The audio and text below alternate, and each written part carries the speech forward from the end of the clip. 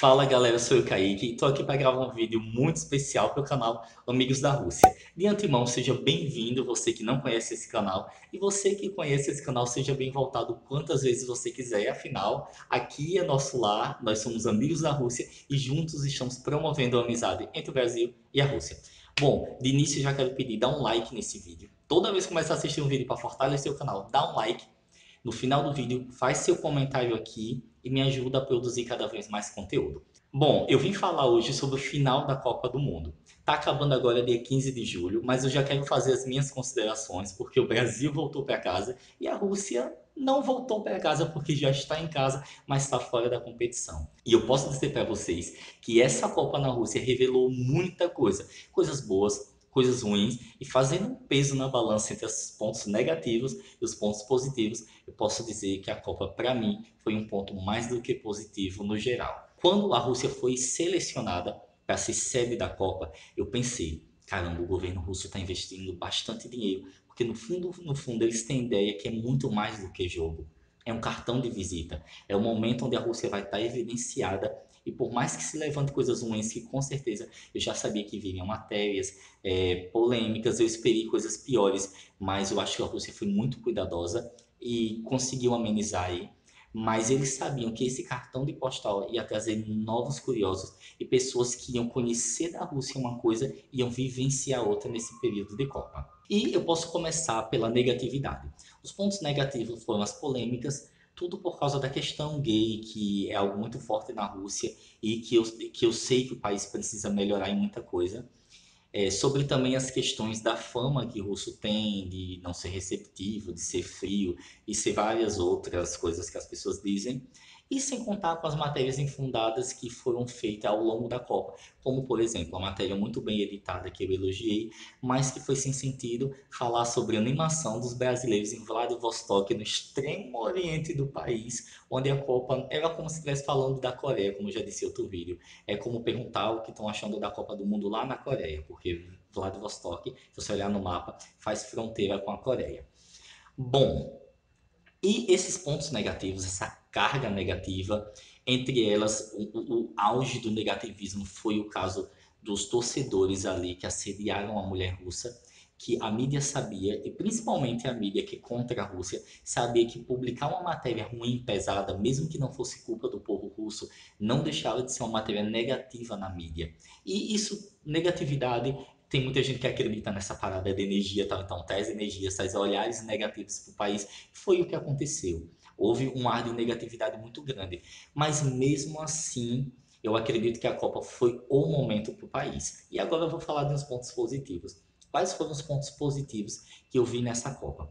Primeiro, muitas pessoas que foram lá só por causa de futebol, que não tinham a mínima intenção de conhecer o país, influenciadores digitais que empresas grandes pagaram para estar lá, como Carlinhos Maia, por exemplo, com o amigo dele, Lucas, e alguns amigos da vila. Quem acompanha o Carlinhos sabe de quem eu estou falando. Como o Agamenon Filho, que é daqui de Sergipe, conhecido como Agabas, que não sei se ele foi patrocinado ou se ele foi por conta. E deixa eu ver o que mais que eu conheço de produtor de conteúdo. Esses dois. E outras pessoas que foram para a Rússia e comentaram.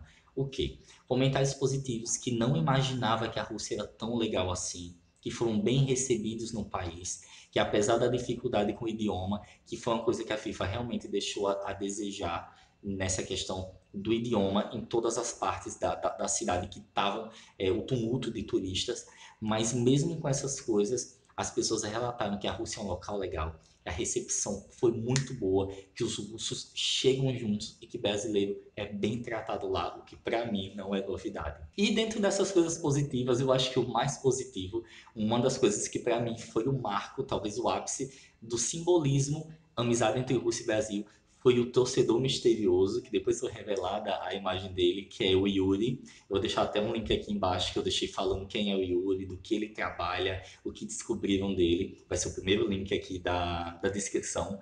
Vai lá e olha no blog, que eu já liberei a postagem. E assim, o torcedor misterioso, o Yuri, foi uma prova muito grande de que há pessoas na Rússia, e não poucas pessoas, que amam o Brasil, são apaixonados pela nossa música, pela nossa cultura, ou pelas nossas novelas, ou pelo nosso futebol, e que enxergam o Brasil como um local caloroso, de pessoas alegres, um país de muitas oportunidades e que é um país feliz. Então tem muito russo que acredita nisso, que gosta do Brasil e tem vontade de conhecer. E o Yuri é um exemplo disso. E já há um bom tempo é torcedor, né, do torce pelo Brasil. Inclusive comprou uma bandeira, que foi a bandeira que ele estava usando nos jogos, quando ele esteve na Guiana Francesa. Foi muito especial ver o carinho dele, a paixão dele pelo nosso país. Então foi um dos pontos mais bacanas da Copa. Ela chegou ao fim. E o que eu posso dizer também da seleção russa, o que eu, Kaique, que não sou comentarista de futebol, não jogo, não sei nada, mas que pude perceber um pouco e conversei com o meu amigo, que é o José Alisson, que é colunista do blog também, toda quarta vai estar postando lá uma coisa sobre futebol russo e sobre esporte de forma geral, relacionada à Rússia, claro. Conversou comigo que a Rússia jogou muito bem, mas muito bem mesmo nessa Copa. Antes de vir a Copa, os jogos preliminares que tiveram, a Rússia teve um desempenho terrível e o treinador da Rússia estava falando que o time estava escondendo o jogo para a Copa e as pessoas não botaram fé nisso. Quando a Copa começou, os dois primeiros jogos da Rússia foram jogos bons para um país que não tem a cultura e a força no futebol como outras nações têm. E o terceiro jogo foi o time reserva que jogou e perdeu. E depois, todos os jogos da Rússia, a campanha da Rússia em si foi uma campanha muito boa. O último jogo eu não tive coragem de assistir, mas fiquei vendo no placar que a coisa foi muito apertada. E a Rússia, posso resumir, posso fechar com chave de ouro dizendo que jogou bem. Por um lado, eu fiquei aliviado dela não ter ganhado, porque eu sei que se a Rússia tivesse ganhado esse ano, muita gente ia dizer que Putin comprou a taça, né? Comprou o time. E, por outro lado, eu gostaria muito que a Rússia tivesse vencido. Na verdade, eu queria que o Brasil ganhasse. Meu sonho era ver o Brasil ser hexa dentro da Rússia. Eu acho que para mim ia ser fantástico para essa relação Brasil e Rússia. Mas não foi o que aconteceu. E dentro disso tudo, a campanha da Rússia, posso dizer que foi uma campanha muito boa. E eu boto fé que no próxima Copa no Catar, a Rússia vai continuar bem assim. Talvez não leve, né? Porque eu espero que o Brasil leve o Hexa no próximo. E dentro de tudo, dos acertos, das falhas, das polêmicas, das opiniões divididas, do que a mídia colocou, do que foi falado, eu acho que a Copa na Rússia foi a oportunidade do país e que o país soube aproveitar muito bem, abraçou de uma forma muito grande. E se você, por causa da mídia, por causa de alguns canais, por causa de alguns comentaristas, tem um ranço da Rússia, tem uma raiva, não conhece, pesquise um pouco mais, conhece o povo de lá, faz amizade com eles, vai conhecendo esse país que é fantástico e não acredita em mídia, que mídia sempre é tendenciosa.